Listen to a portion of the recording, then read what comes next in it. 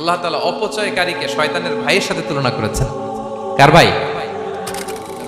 তোমরা অপচয় করো না, কারণ ইন্নাল মুবাযযিরিনা কানু ইখওয়ানা শায়াতিন। অপচয়কারী কার ভাই?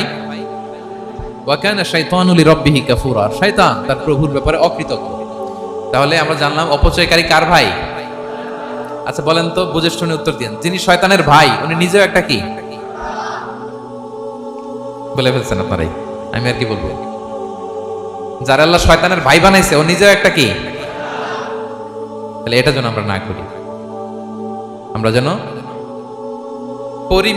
পরিমিতি বোধ যেন আমাদের ব্যয়ের ভেতরে থাকে।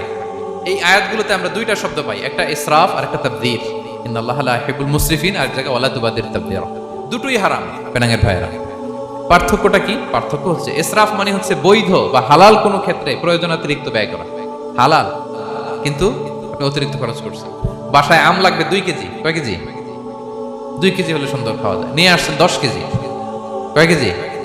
3 দিন পরে এগুলো পচে টচে নষ্ট হয়েছে, অপচয় হয়েছে না? কিন্তু আম কিনা হালাল না হারাম? আম খাওয়া হালাল না হারাম? তাহলে এই যে হালাল জিনিসে প্রয়োজনাতিরিক্ত যে খরচ করছেন এটাকে বলে ইসরাফ, এটা নিষেধ। আরেকটা আল্লাহ যেটা আরো ভয়ঙ্কর, শয়তানের ভাই বানাইছে আল্লাহ যে কারণে, ওটার বলে তাবযীর। এটা কি?